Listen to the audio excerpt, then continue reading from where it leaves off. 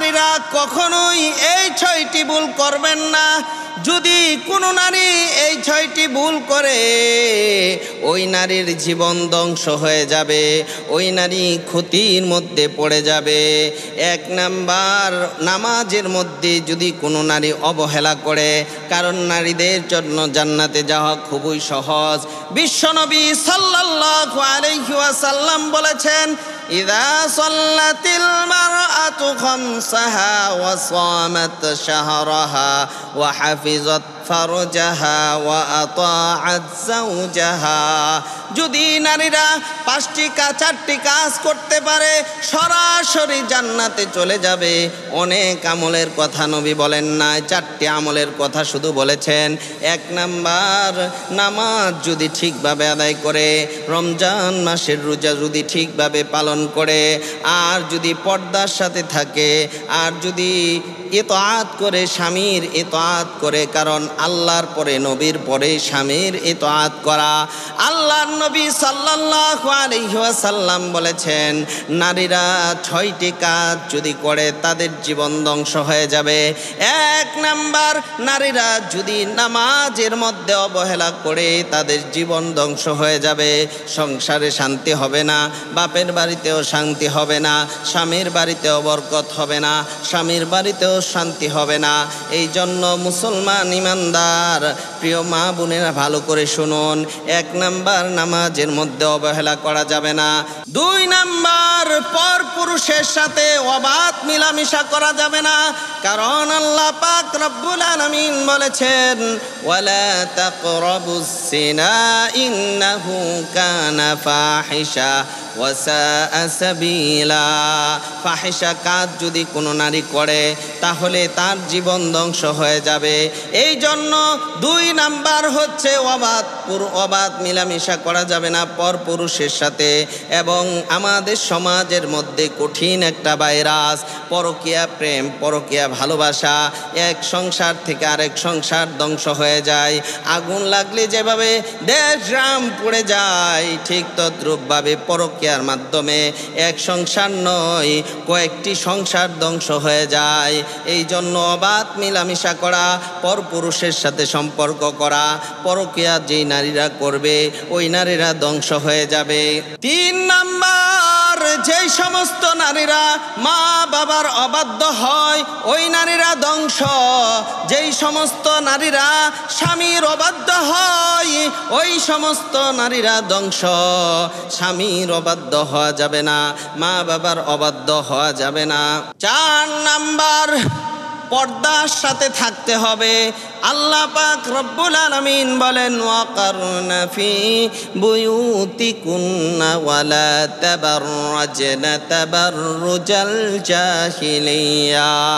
জাহিলিয়াত যুগের মতো চলাফেরা করা যাবে না। মুসলমান ইমানদার ও সম্মানিতা মা ও বোনেরা, আপনারা যদি পর্দার সাথে চলেন আপনাদের জীবন সুখময় জীবন হবে। পর্দার সাথে যারা চলবে না তাদের সংসারে শান্তি হবে না, তাদের জীবনে শান্তি হবে না, দুনিয়াতে শান্তি হবে না, আখিরাতে শান্তি হবে না। এই জন্য আল্লাহর গুরুত্বপূর্ণ বিধান হচ্ছে পর্দার সাথে চলাফেরা করা। আল্লাহ পাক রব্বুল আলামিন ওই সমস্ত নারীদের মর্যাদা সর্বোচ্চ মাকামে আল্লাহ তাআলা দান করেন যেই সমস্ত নারীরা পর্দার সাথে চলাফেরা করে। 5 নাম্বার, টাইট ফিট পোশাক যারা পরে, যেই সমস্ত মা বোনেরা টাইট ফিট পোশাক পরে মানুষকে প্রদর্শনী দেখায়, তাদের জীবন ধ্বংস, তাদের জীবনের মধ্যে শান্তি নাই, তাদের সংসারে শান্তি নাই, তাদের দুনিয়াতেও শান্তি নাই, আখিরাতেও শান্তি হবে না। এই জন্য টাইট ফিট পোশাক পরে নিজের প্রদর্শনী দেখানো যাবে না। এটা মুসলমান মা বোনদের জন্য আল্লাহর কসম করে বলি, এই দুনিয়াতে অল্প দিনের হায়াতের জীবন যদি আপনার পর্দার সাথে ঢিলা ঢোলা পোশাক পরে পরে আপনার জীবনকে পার করতে পারেন। আপনার পোশাক যদি ঢিলাঢালা হয়, সুন্দর মতো শরীয়ত সম্মত পোশাক হয়, তাহলে আল্লাহ পাক রব্বুল আলামিন আপনার সন্তান নেককার হবে।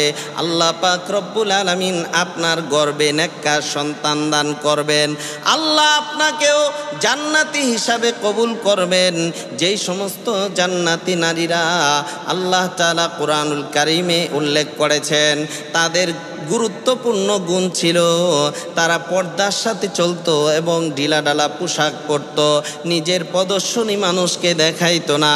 এই জন্য আল্লাহ তাআলা তাদেরকে জান্নাতি নারী হিসাবে ঘোষণা করেছেন। 6 নাম্বার, যেই সমস্ত নারীরা অপচয় করে, কারণ অপচয়কারী শয়তানের ভাই। ইন্নাল মুবাযযিরিনা কানু ইখওয়ানাশ শায়াতিন, যারা অপচয় করে তারা শয়তানের ভাই।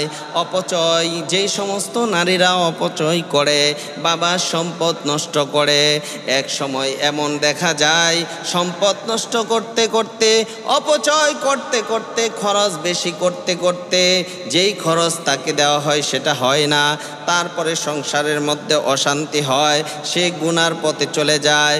এই জন্য সম্মানিতা মা ও বোনেরা, আল্লাহ পাক রব্বুল আলামিন আপনাকে যতটুক রিজিক দিয়েছেন, এতটুক রিজিক পেয়ে আপনি সন্তুষ্ট থাকবেন। অপচয় কখনোই করা যাবে না। বাপের বাড়িতে যখন থাকে যতটুক বাবা দেয় ততটুক খরচ করতে হবে, সন্তুষ্ট থাকতে হবে, অপচয় করা যাবে না।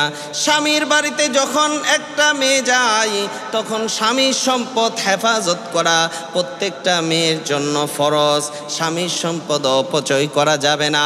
অনেক সময় দেখা যায় স্বামী 1 লাখ টাকা কামায়, কিন্তু স্ত্রী অপচয় করার কারণে, বেশি সাজগুজ করার কারণে হারাম পন্থা অবলম্বন করতে হয়।